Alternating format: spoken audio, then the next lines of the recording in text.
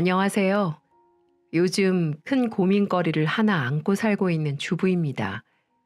남들만큼만 살아도 좋을 것 같은데 제 인생은 왜인지 바람잘 날이 없는 것 같아요. 결혼하기 전까지는 나름 평범한 삶을 살면서 만족도 높은 하루하루를 지내고 있었는데 사랑하는 사람과의 결혼 후 더할 나위 없이 좋아야 할 저의 인생은 점점 나락으로 떨어지는 듯 했습니다. 그런데 이 힘든 생활이 처음부터 그런 건 아니었어요. 저는 28살이라는 나이에 결혼을 하고 그 후 두 명의 아이를 낳는 동안 그냥 일반 가정의 일반 주부였죠. 금쪽 같은 자식들을 낳으며 성실한 남편과 함께 남들만큼 웃고 떠들며 지내오고 있었는데 저의 이 모든 생활을 산산조각내는 사건들이 펑펑 터지게 되었어요. 어디 가서 이야기하기에도 부끄럽고 가족들한테도 털어놓기 어려운 얘기인지라 이곳에 저의 고민을 털어놓으며 자문을 구하고자 합니다. 저의 사연에서 빼놓을 수 없는 인물인 남편과는 어린 시절 만났습니다. 28살이라는 이른 나이에 결혼한 걸 보면 아시겠지만 남편과는 대학교 졸업 후 막 취업해 들어간 회사에서 만났어요. 사회 초년생 새내기가 뭘 알겠습니까? 실수투성이에 어려운 업무에 대한 스트레스를 느끼며 사회의 쓴맛을 맛보고 있을 때 옆을 지켜준 사람이 바로 남편이었어요. 운 좋게도 친구들 사이에서도 꽤나 탄탄한 중소기업으로 일찍 취업되어 부러움을 사며 출근을 했지만 여지껏 공부만 하던 저에게 사회 적응은 쉽지 않은 일이었습니다. 막내로 들어가 온갖 잡일을 해내며 새로운 업무를 적응하는 게 힘들어 하루가 멀다 하고 화장실에서 눈물을 쏟으며 일을 했었는데요. 그때 그나마 힘든 회사 일에 적응할 수 있었던 이유는 저의 사수이자 선배로 옆에 든든하게 서 있어준 남편 때문이었습니다. 워낙에 자상한 성격이었는지 본인 일이 바쁠 텐데도 하나부터 열까지 열심히 일을 알려주며 힘내라고 다독여 주었죠. 저한테는 그게 굉장히 크게 다가왔고 어느샌가 듬직하고 나를 영원히 지켜줄 사람으로 보이기 시작하면서 연애 감정을 느끼게 되었습니다. 근데 그건 저뿐만이 아니라 상대방도 마찬가지였는지 그 사람도 저에게 천천히 다가오면서 저희 둘은 연애를 하게 되었어요. 연애를 할 때는 남편이 일할 때만큼이나 저에게 최선을 다하는 게 느껴졌어요. 워낙에 회사에서도 인정받고 있는 사람인지라 성실한 건 잘 알고 있었는데 연애를 할 때도 저에게 잘해주다 보니 이 사람이라면 나를 평생 책임져 주겠구나 이런 믿음과 확신이 생기게 되었죠. 그래서 한 3년 정도 연애를 하다가 저는 다니던 회사도 그만두고 이 사람과 결혼을 하게 되었습니다. 원래는 일을 계속 다니려고 했지만 아이를 낳으면서 일을 같이 하는 게 쉽지 않다는 걸 느꼈어요. 그래서 결국에는 일을 그만두게 되었고 남편이 홀로 돈벌이를 하면서 저희 가정을 책임지고 있었습니다. 그래도 저희 남편이 책임감이 강한 사람인지라 혼자서 직장을 다니면서도 힘들단 소리 한 번 안 하고 저희 가정에게 최선을 다했어요. 남편 하나만 봐도 결혼 참 잘했다는 생각이 들 정도로 훌륭했죠. 하지만 이런 저희 결혼 생활에 태클을 거는 인물이 있었는데 그건 우리 시어머니였어요. 시아버지는 제가 시집 가기도 전에 이미 돌아가시고 없어서 홀로 계시는 시어머니만 모시면 되었습니다. 시댁과는 가까운 곳에 살고 있었는데 시어머니와는 시누이와 도련님이 같이 지내고 있어서 저희가 따로 돌봐드릴 필요까진 없었어요. 저희 남편 쪽 유전자가 워낙에 성실한 타입인지라 도련님과 시누이가 어머니께 잘했거든요. 그래서 저는 거의 시누이와 도련님에게 시모를 맡겼어요. 실은 제가 잘할 수도 있었지만 시모와 저는 정말 맞지 않았거든요. 시모와는 결혼 때부터 부딪혔습니다. 시모는 결혼 전부터 남자를 좋아해 남편의 골치를 많이 썩혔어요. 저는 연애를 하면서 남편이 시모 때문에 고민하는 모습을 몇 번이나 봤고, 그때까지만 해도 저는 제3자의 입장에서 보고 있어서 늘 남편을 다독이며 속으로만 힘들 수 있겠다라고 생각하고 있었어요. 그런데 결혼을 준비할 때 갑작스럽게 시모가 저를 찾아왔습니다. 남편도 없이 말이죠. 저를 따로 불러낸 건 처음이라 떨리는 마음으로 약속 장소로 갔고, 그곳에서 저는 상당히 어이없는 경우를 봐야만 했어요. 어머니, 무슨 일로 부르셨어요? 그게 있지? 내가 좀 부탁할 게 있어서 꼭 들어줬으면 좋겠는데. 아들한테 말하니까 아주 그냥 쌩 난리를 치는 통에 내가 너한테까지 오게 됐네. 아, 뭐 때문에 그러세요? 그게 있지?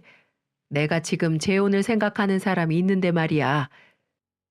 조만간 너희 시아버지로 인사시키려고 했는데 일단 너네 결혼이 우선인 것 같아서 내가 참고 있었어. 근데 생각해 보니까 어차피 한 가족 될 거 이번에 결혼할 때 아예 혼주석에 같이 앉는 게 좋지 않을까 싶더라고. 그래서 말인데 이번에 너희 결혼식에 같이 갈 예정이니까 내 거 예복할 때 그이 것도 좀 해주라고. 그리고 너네 혼수 해오면서 그이 구두랑 시계도 좀 해줬으면 해.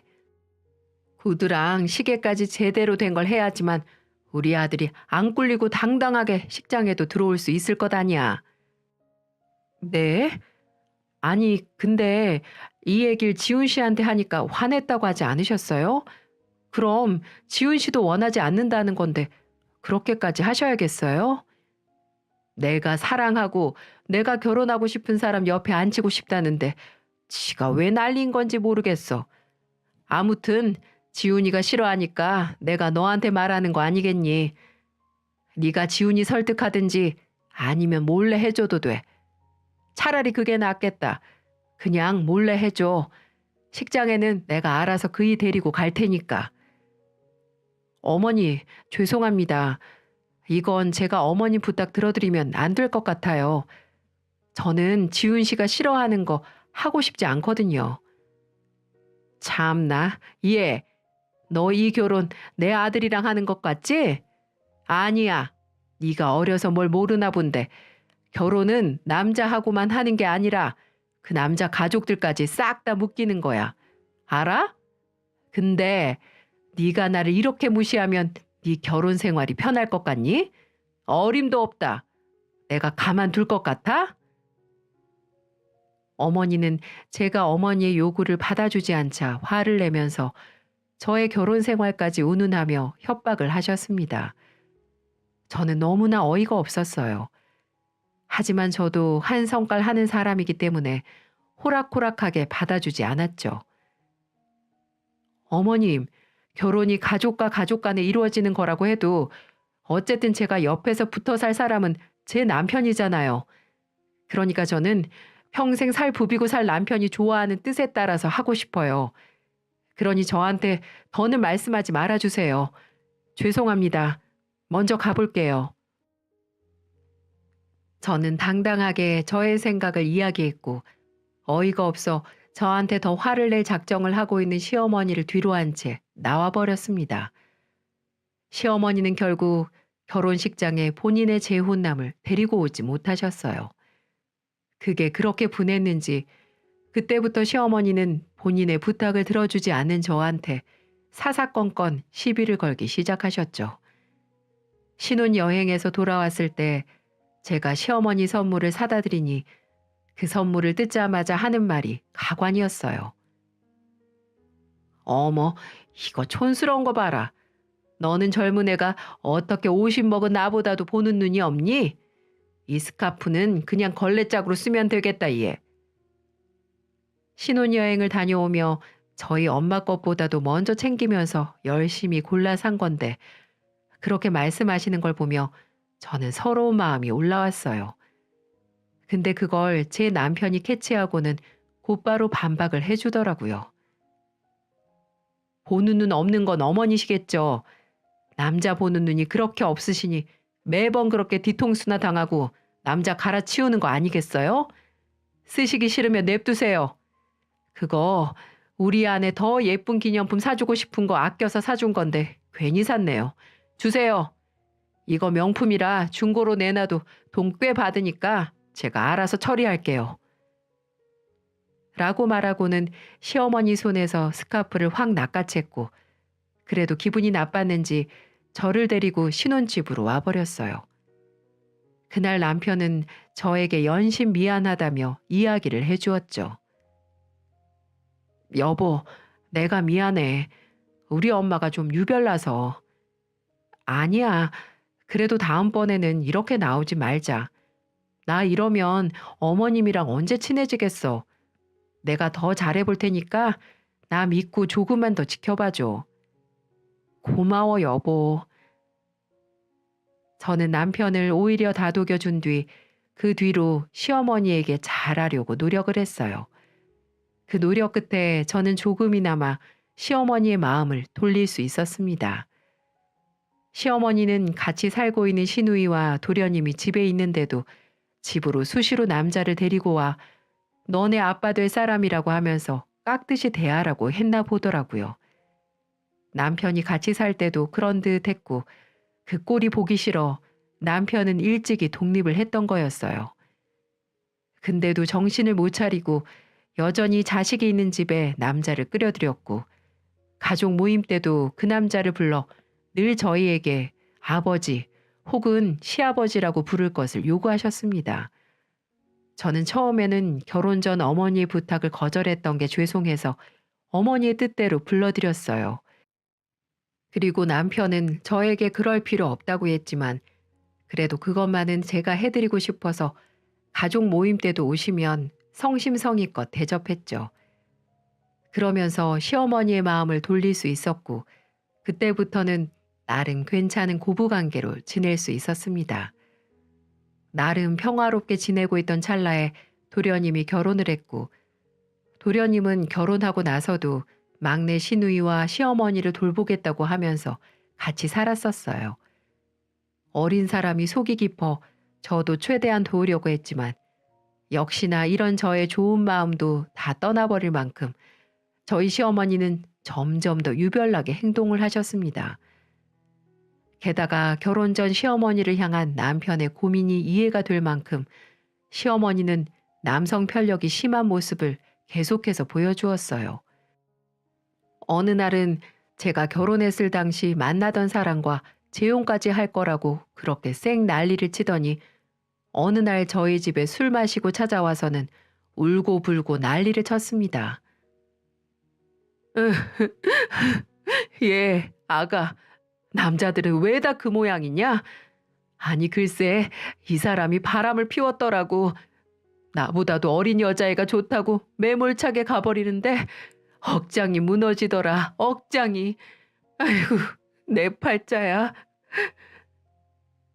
밤 12시가 넘는 시간에 찾아와 울며 난리를 치는 시어머니를 보면서 어이가 없었지만 저는 그것도 참아줬습니다. 하지만 남편은 익숙한 모습이었는지 거실에 앉아 울고 있는 시어머니를 매몰차게 내쫓았어요.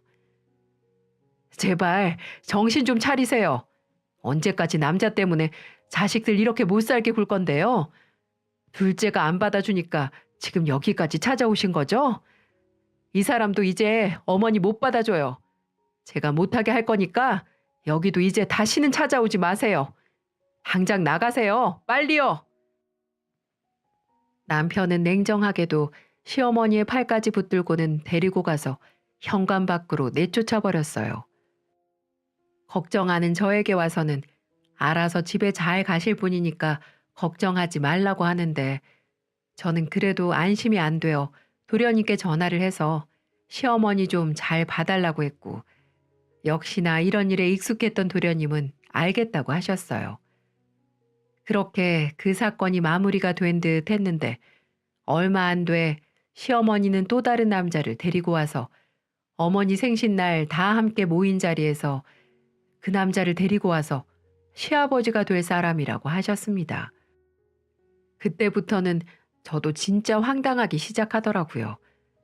그래서 더 이상 저도 받아주면 안 되겠다 싶어서 시어머니의 요구를 받아주지 않았습니다.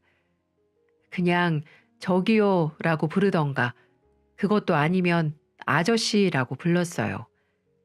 그랬더니 역시나 우리 시어머니는 가만히 있지 않더라고요. 두 번째 남자를 데리고 왔을 때 그 황당함을 느끼고는 저는 무조건 저기요라고 불렀습니다. 명절 때나 가족 모임 때 꼭 함께 참석을 했기 때문에 자주 볼 수밖에 없었어요. 이들 중 누구도 달가워하지 않는데도 그런 뻔뻔함이 어디에서 찾아오는지 시어머니의 남자들은 꼭 그렇게 참석을 했죠. 저는 같이 식사를 하거나 시댁에서 함께 있을 때 저기요라고 불렀어요. 그랬더니 우리 시어머니가 저한테 또 그걸 가지고 시비를 걸었고 저 역시 지지 않았습니다. 야, 너 왜 자꾸 저기요라고 불러? 네 시아버지 될 사람이라고. 너 지금 나 무시하는 거냐? 어? 그런 거야? 시아버지라고 부르라는데도 왜 자꾸 저기요라고 부르는데? 혓바닥 고장이라도 난 거야? 어머니, 결혼하시면 그때 제가 시아버지라고 부를게요. 그때는 깍듯이 모시고요. 어머니, 저 이 집에 시집 오기 전부터 남자 들이셨다면서요. 그게 얼마나 자식들한테는 큰 상처인지 아세요? 그러니까 자식들한테 인정받고 싶으시면 제대로 된 사람 데리고 와서 제대로 재혼하세요. 뭐야? 이게 싸가지가 없어도 정도껏 없어야지. 둘째 내는 꼬박꼬박 잘만 부르는데 왜 네가 난린데? 그거야. 동서가 워낙에 착한 사람이거나 여기 시집 온 지 얼마 안 돼서 어머님한테 잘하고 싶어서 그런 거겠죠. 근데 어머님 실체 알면 금방 또 돌아설 것 같은데요. 그러니까 제발 정신 좀 차리세요. 둘째네한테까지 팽당하고 싶지 않으시면요. 저는 세게 반박을 해드리고는 남편과 함께 시댁에서 나와버렸습니다. 그 뒤로 시어머니는 역시나 그 남자와도 헤어졌고 또 다른 남자를 데리고 와서 이번에도 저희에게 시아버지라고 부를 것을 요구하셨어요. 그때부터는 저는 시어머니가 제발 더 정신을 차리셨으면 해서 아예 호칭을 아저씨라고 불러버렸죠. 한 번은 시어머니가 얼토당토하는 심부름을 시키기에 제대로 본때를 보여드렸습니다. 그날은 시어머니 생신이라고 온 가족이 다 모인 자리였고 그날도 역시나 시어머니의 세 번째 남자가 식탁 한 자리를 떡하니 차지하고 있었어요. 예, 니네 시아버지 물 좀 떠다 드려라. 이가 물 없으면 밥을 못 먹어. 그리고 저기 생선가시도 다 바르고 이가 생선살 안 발라주면 먹지를 않아요. 귀하게 컸어. 그러니까 이렇게 귀티가 줄줄 나지. 예, 첫째야. 얼른 물도 떠오고 이거 생선살 손으로 하나하나 부서지지 않게 잘 발라라. 어이없는 심부름을 시키는 시어머니 앞에서 저는 참지 않고 터뜨렸고 그 길로 또 한 번의 난동이 일어나고 말았어요. 어머니, 이 아저씨는 손이 없대요. 발이 없대요. 왜 자리는 본인 손발 냅두고 그 역할을 제가 해줘야 해요? 싫어요, 전. 정 귀한 대접 하고 싶으시면 어머님이 직접 하세요. 저도 귀한 대접 받고 살아서 우리 남편이 저한테 해주면 해줬지 제가 해본 적이 없어요. 아저씨도 서운하게 듣지 마세요. 눈치 없이 이 자리에 앉아 계시는 것만으로도 참 존경스럽긴 한데 제 존경심은 딱 거기까지라서요. 물 드시고 싶으면 저기 냉장고 옆에 정수기 있으니까 떠다 드시고 생선가시 바르는 게 힘드시면 그냥 드시지 마세요. 다른 반찬도 많으니까요. 제가 따박따박 지지 않고 말하자 시어머니는 흥분을 하기 시작했습니다. 제 말이 끝나자마자 시어머니는 화를 내며 저에게 본인이 먹고 있던 미역국을 들더니 제 머리 위로 부어버렸어요. 다행히도 내놓은 지 좀 되어 뜨겁진 않았지만 거의 먹지 않은 상태였기 때문에 제 머리와 상체를 적시기에는 충분한 양이었죠. 시어머니는 미역국을 엎은 걸로도 부족했는지 이번에는 생선도 손으로 집더니 제 얼굴로 던져버리는 겁니다. 그리고는 막 화를 쏟아내기 시작했어요. 야, 이 싸가지 없는 년아. 너네 애미애비가 그렇게 가르치든? 어디서 어른이 얘기하는데 꼬박꼬박 토를 달아 토를 달기는. 내가 물 떠오라고 하면 떠오고 생선살 바르라면 곱게 발라야 할 거 아니야. 제 얼굴을 맞고 바닥으로 떨어진 생선 조각들을 보며 저는 제가 왜 이러고 살아야 하나 싶더라고요. 너무나도 억울하고 화가 나 아무런 소리도 못하고 있을 때 이번에는 남편과 시누이, 도련님께서 나서 시어머니를 말려주었습니다. 엄마, 제발 그만해. 이게 뭐 하는 짓이야? 언니가 틀린 말 한 거 하나도 없구만. 이게 무슨 행패예요. 당장 언니한테 사과하세요. 우리도 이 아저씨 인정 못해. 엄마가 이 집에 남자 데리고 온 게 한두 번이야? 우리도 언니 심정이랑 똑같아. 물도 혼자 못 마시는 사람하고 무슨 재혼을 하겠다고? 아저씨, 당장 이 집에서 나가세요. 빨리요.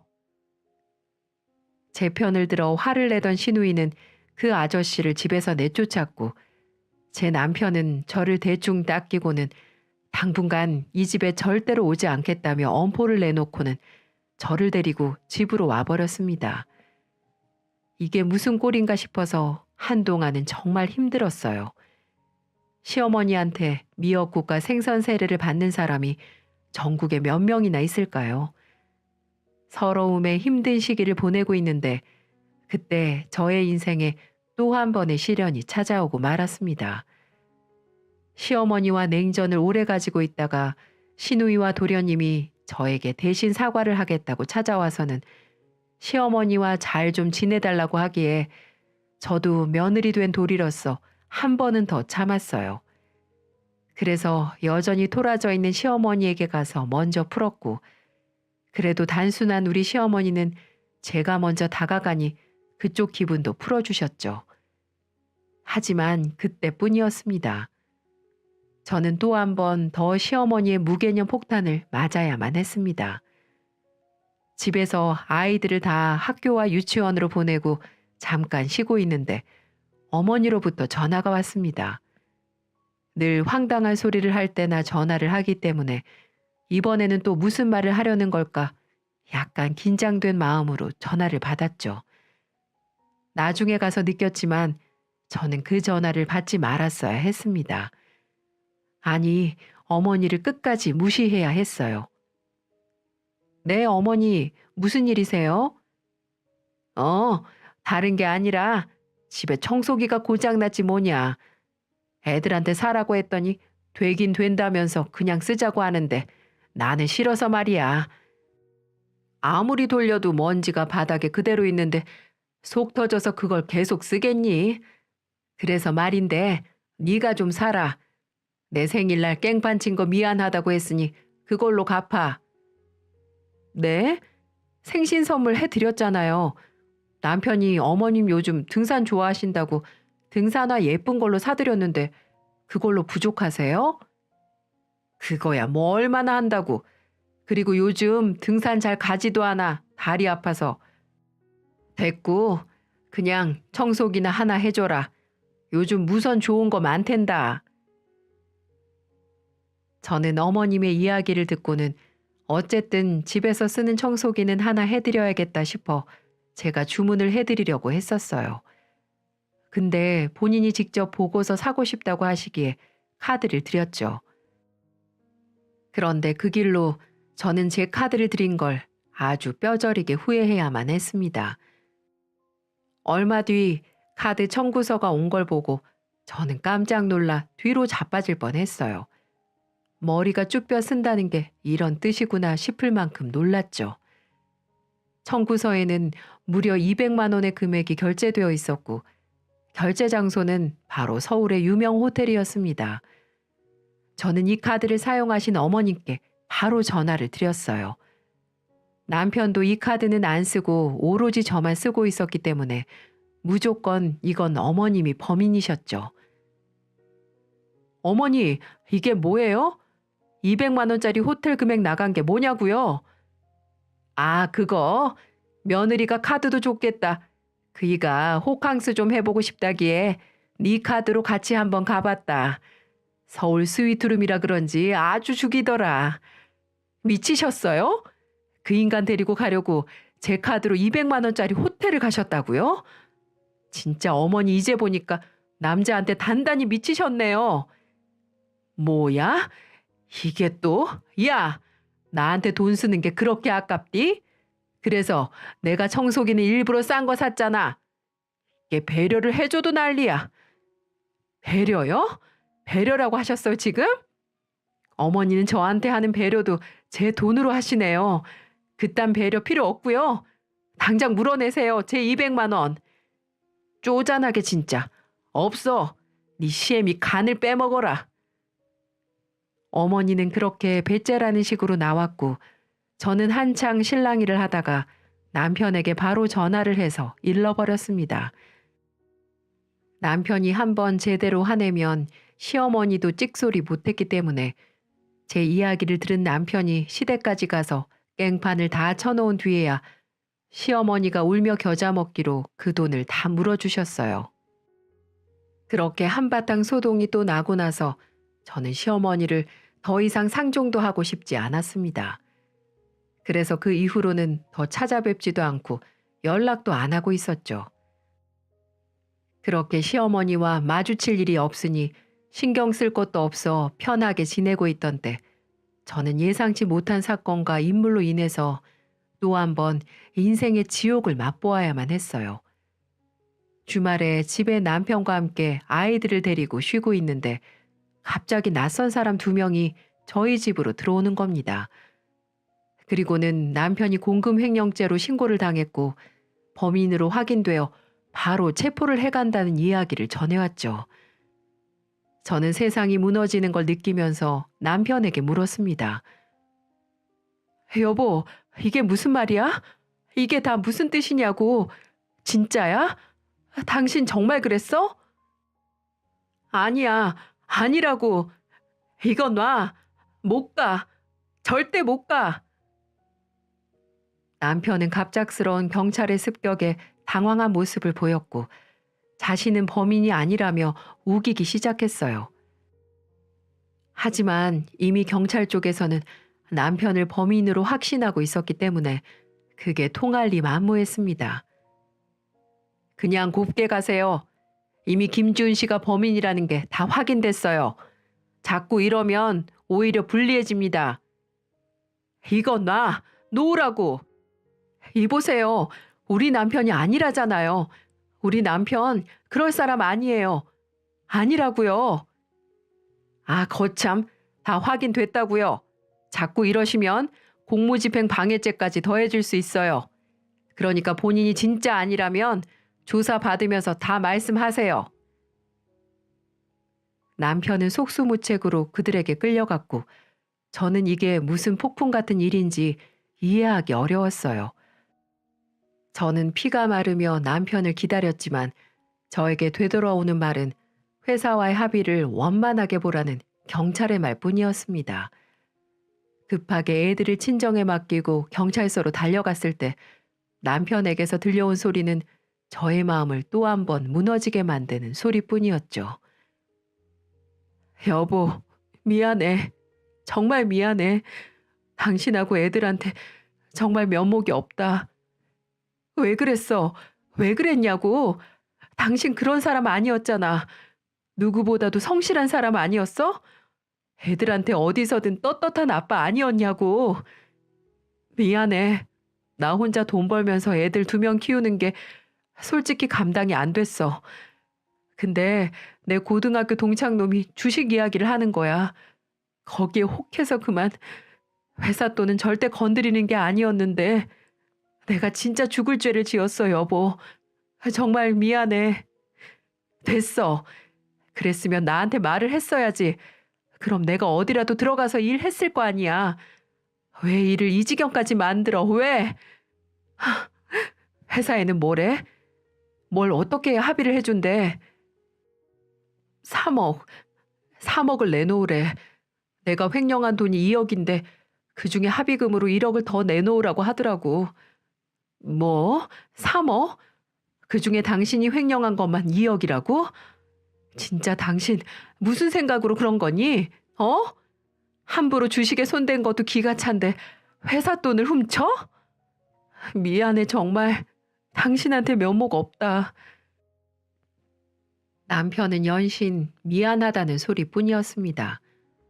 사건의 전말을 들어보니 남편은 고등학교 동창의 꼬임에 넘어가서 주식에 손을 댔고 1년 동안 회사 전산을 조작해서 돈을 몰래 빼돌리다가 이번 감사에 걸려 꼬리를 잡히게 된 거였어요. 그중 2억이 남편이 훔친 돈이었고 회사에서는 손해배상 겸 합의금으로 1억을 추가로 더 요구했습니다. 저희는 시모 혼자 저희 남편을 포함해 3남매를 혼자서 키웠기 때문에 애초부터 결혼을 할 때 집을 해주지 못했었어요. 그래서 저희가 대출을 받아서 겨우 작은 전셋집으로 들어가 신혼살림을 차릴 수 있었고 그 이후에는 아이 낳기 전까지 2년 동안 저희 둘이 열심히 대출금을 갚아나갔죠. 그러다 아이를 낳은 다음에는 남편 혼자 갚다가 어렵게 돈을 조금 모은 뒤에 아이 둘을 키울 수 있는 집으로 대출금을 끼고서 현재의 자가집으로 들어올 수 있었습니다. 근데 남편의 합의금을 구하기 위해서는 들어온 지 얼마 안 된 이 집을 전부 다 팔아야만 했어요. 하지만 팔더라도 남은 대출금을 갚아야 했기에 돈이 부족해 친정에까지 손을 빌려야 하는 형편이었죠. 정말 말 그대로 길거리에 나앉게 되는 상황이 오면서 저는 막막하기만 했습니다.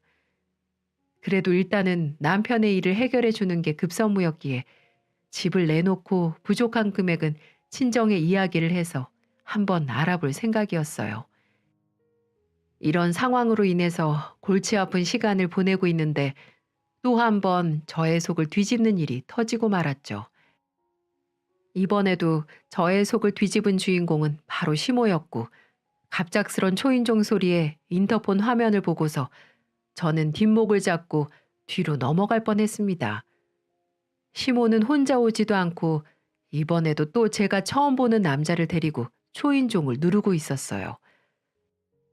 일단 집에는 들어오지 못하게 할 작정으로 현관문 앞에서 그들을 맞이했습니다. 어쩐 일이세요 또? 이번에는 또 새로운 남자를 데리고 오셨네요? 예, 너도 이번에는 참 싸가지가 없다. 밖에다가 이 시애미 계속 세워둘 거냐? 모르는 사람 저희 집에 들이기 싫어서요. 여기서 간단히 온 것만 말씀하세요. 무슨 일이세요? 이게 진짜 왜 네가 모르는 사람이야? 이제 네 시애비 될 사람인데 그거 얘기하려고 온 거니까 당장 비켜. 시어머니는 막무가내로 저를 밀치며 그 남자와 함께 집으로 들어왔어요. 전에 시댁에서 다른 남자 때문에 저한테 미역국 붓고 생선 집어 던진 건 다 까먹었는지 아주 뻔뻔한 자태로 저희 집 소파에 그대로 착석을 하더군요. 이게 무슨 짓이에요? 안 나가요? 당장 나가세요. 야, 지금 싸우자고 온 거 아니야. 나 이번엔 진지해. 그러니까 조용히 하고 내 말부터 먼저 들어. 뭔데요? 또 이상한 소리 하시면 저 바로 두 분 내쫓아요? 아유, 알았다고. 나 재혼한다. 이번엔 진짜야. 이 사람이랑 날짜까지 다 맞췄어. 둘째, 셋째한테도 다 말했다. 걔네들도 그러라고 했고. 그리고 결혼 자금 보탠다고 했으니까 너네도 보태라.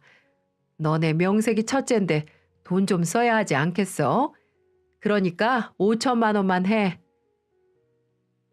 저는 어머니의 얼토당토 않은 소리에 또다시 화가 치밀었고 본인 아들이 어떤 상황인지도 모르고 결혼을 운운하며 돈을 내놓으라고 하는 시어머니가 이젠 시어머니로 보이지도 않았습니다. 그저 남자에게 미친 짐승으로밖엔 보이지 않았어요. 진짜 미쳐도 단단히 미치셨네요. 제발 곧게 늙으세요.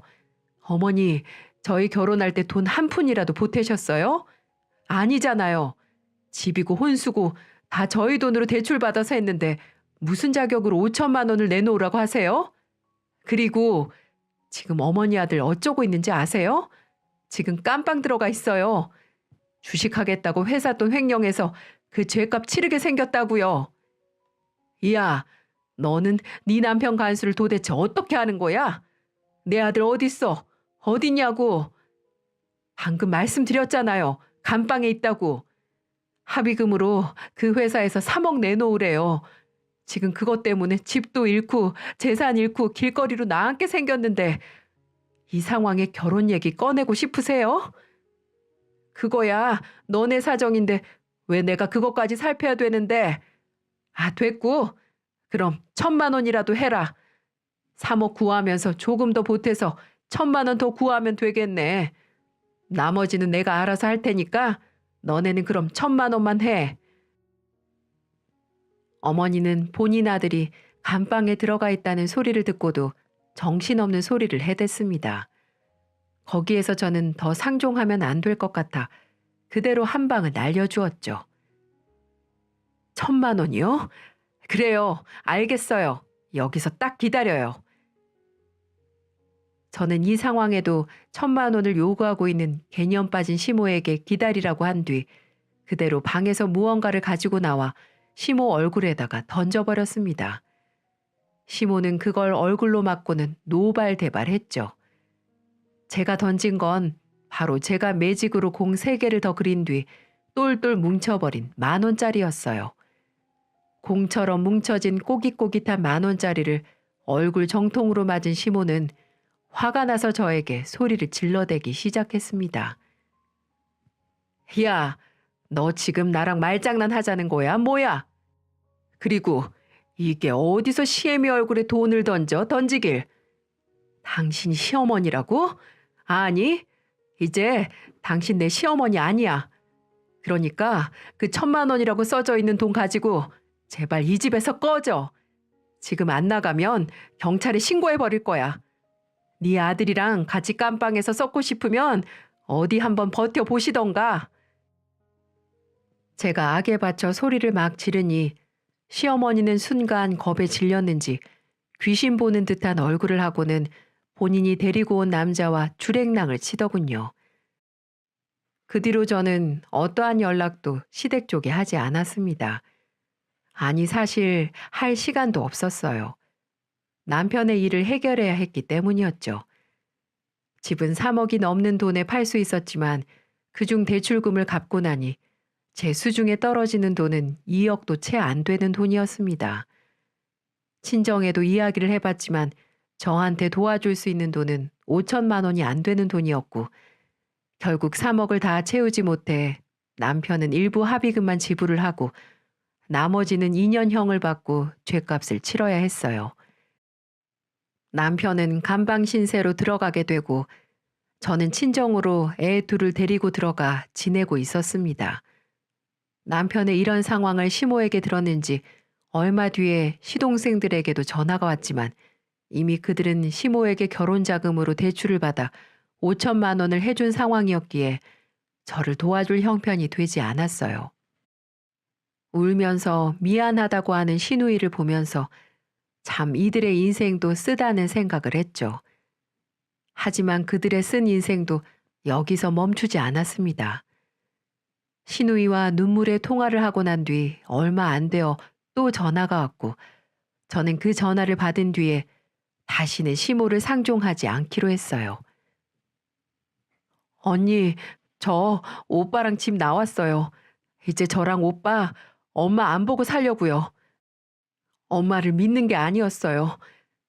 이번에는 정말 잘 살아보겠다고 하길래 오빠랑 돈 해줬더니 그 남자 엄마한테 5천만 원 받자마자 도망갔어요. 안 그래도 며칠 전에 언니랑 통화했을 때도 엄마한테 돈 보내고 며칠 엄마도 그렇고 그 아저씨랑도 연락이 안 돼서 기다리고 있었는데 알고 보니까 그 아저씨가 돈 들고 튀어서 엄마가 사방으로 찾아다녔나 보더라고요. 우리한테 말하면 또 난리 날 거 아니까 자기 딴에는 혼자 해결해 보려고 했나 본데 결국 오빠가 찾아내서 다 알아냈어요. 진짜 우리 엄마 구제불능이에요. 이제 오빠랑 저도 엄마랑 따로 살기로 했고 앞으로 안 보려고 해요. 뭐라고요? 아니, 그럼 그 남자는요? 못 찾은 거예요? 아니요.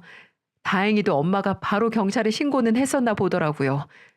오빠가 엄마 찾은 날에 경찰 쪽에서도 그 남자 찾아서 연락이 왔는데 다행히도 수중에 돈은 가지고 있었나 보더라고요.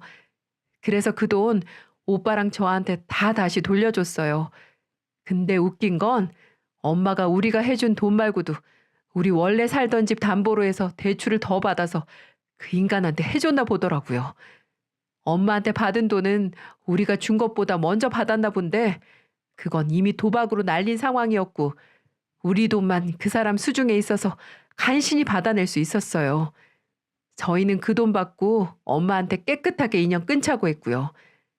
엄마가 울고불고 난리 피우면서 미안하다고 사정하는데 솔직히 이제는 하도 엄마한테 당해서 불쌍하다는 생각도 안 드는 거 있죠? 그래서 오빠랑 저랑 다 뿌리치고 나와버렸어요. 고생 많았어요, 아가씨. 그러니까 내가 진작에 남자 만나지 말라고 어머니를 그렇게 말렸는데 어쩌겠어요. 어머님 자업자득인 거죠. 그럼 어머니 혼자 그 집에 계시는 거예요? 네. 우리 엄마 저희 취직하고 나서는 한 번도 일 안 하고 용돈 타서 쓰신 분인데 이제 본인 집으로 담보대출 받은 거 갚느라고 아마 여기저기 일하러 다니면서 지내고 있을 거예요. 그것도 둘째 오빠가 그냥 냅두라고 하더라고요. 그 착한 우리 둘째 오빠도 엄마한테 질려서 지금 아예 연락도 끊었어요. 시누이와 지금까지 있었던 일을 이야기하면서 저는 진짜 시어머니 악행을 다시는 용서할 수 없다고 생각했습니다. 그리고는 차라리 다행이다라고 생각을 했어요. 이렇게라도 당하고 그 철없는 행동을 멈출 수 있다면 오히려 이게 더 시어머니에게는 나은 결과라고 생각을 했죠. 결국 시모는 자기가 하고 싶은 대로 하다가 남자도 잃고 돈도 잃고 3명의 자식까지 다 잃게 되었어요. 지금은 혼자서 쓸쓸하게 그 집에서 지내고 있는 듯 했습니다. 한 가정이 파탄이 나고 모든 구성원이 뿔뿔이 흩어지는 건 정말 한순간이더군요. 영원히 행복할 거라 생각했던 남편과의 결혼 생활은 남편의 순간의 잘못된 판단으로 집까지 잃고 자식들을 데리고 친정에 빌부터 사는 꼴이 되어버렸고 처음부터 말썽이었던 시모는 결국 끝까지 말썽을 부리다 며느리는 물론이고 본인 자식들에게까지 버림을 받고 말았어요. 이 과정을 지나면서 저는 잘 사는 인생에 대해서 깊은 고민까지 하게 되더라고요. 그 후 신우와 도련님과만 간간히 연락을 하며 지내고 있습니다. 시모는 저희 친정집이 어디에 있는지도 모르고 신우와 도련님이 어디 사는지 전혀 모르고 있었기 때문에 누구와도 연락이 닿지 못한 채 홀로 쓸쓸히 살고 있는 듯 했어요. 본인이 뿌린 대로 거두고 사는 거겠죠 뭐. 자기 행복하겠다고 자식들의 행복은 철저하게 외면하며 이기적으로 산 삶을 그렇게 보응받아 살고 있는 듯 했습니다. 저는 남편이 없는 동안 제가 아이들을 키워야 하기에 어렵게 취직을 했습니다. 경력 단절 주부였기에 어디서도 받아주지 않아 취업이 힘들었는데 얼마 전 초등학교에서 뽑는 돌봄교실 실무원 대체 자리에 들어가 3달째 근무를 하고 있습니다. 휴직자 대체 자리라 1년 지나면 바로 또 다른 곳으로 옮겨야 하겠지만 여기에서 열심히 공부를 해서 교육청에서 정식으로 뽑는 교육 공무직 시험에 응시할 예정입니다. 그래서 우리 아이들을 잘 키워볼 생각입니다. 남편하고는 아직까지 이혼하진 않았지만 남편의 죄가 결코 가볍지 않고 또다시 나와서 어떤 일을 저지를지 모르기에 고민을 하고 있어요. 물론 저한테는 미안하다고 죽을 죄를 지었다고 하지만 제 친동생한테 들어보니 주식이나 도박에 한 번 빠지면 답도 없다고 하더라고요. 그래서 여러모로 고민이 많은 시기네요.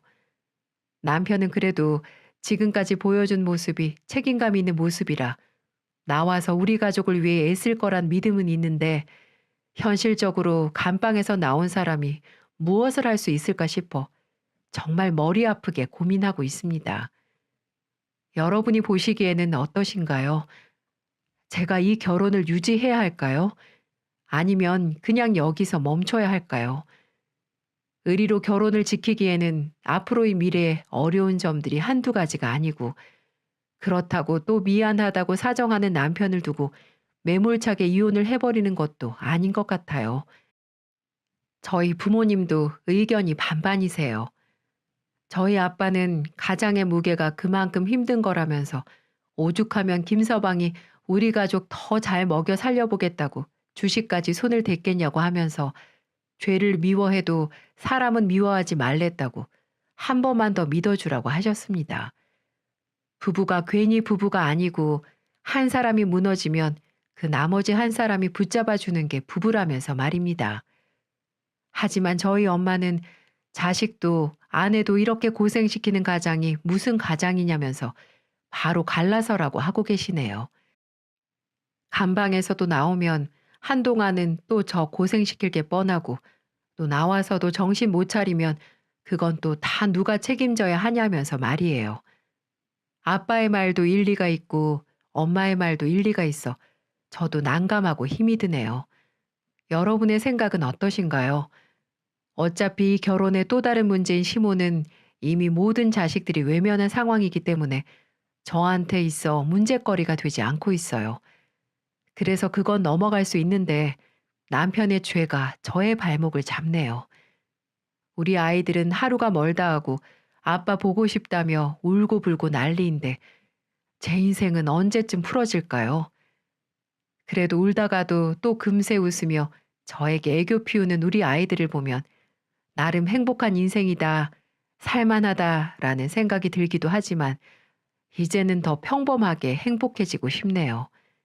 여러분, 희망은 밝고 환한 양초 불빛처럼 우리 인생의 행로를 장식하고 용기를 준다. 밤에 어둠이 짙을수록 그 빛은 더욱 밝다. 이런 명언이 하나 있더라고요. 얼마 전에 힘들어하는 저에게 친동생이 보내준 문구인데요. 저는 여기에서 이 말이 제일 와닿더라고요. 밤에 어둠이 짙을수록 그 빛은 더욱 밝다. 제 인생의 어둠이 깊기 때문에 앞으로 다가올 빛은 더 밝게 느껴질 거란 뜻으로 들려서 저는 이 말에 이제는 희망을 가져보려고 합니다. 그래도 나름 직장도 구했고 애들도 점점 아빠 찾는 일이 적어지고 안정적이게 지내고 있고 남편도 감방에서 그리 힘들지 않은 생활을 하고 있는 듯하니 지금은 일단 이런 상황에 감사를 하고 저의 앞으로의 인생에 빛이 생길 수 있도록 노력해 보려고 해요. 그럼 언젠가는 제 인생에도 쨍하고 해뜰 날이 오지 않겠어요? 여러분의 인생에도 혹시나 어둠이 깊이 잠식했다면 곧 빛이 환하게 비추시기를 바라겠습니다. 그래서 저희 모두 행복해졌으면 좋겠네요. 긴 사연 들어주셔서 감사하고 앞으로 환한 빛이 비춰질 저의 인생을 여러분 응원해 주세요. 감사합니다.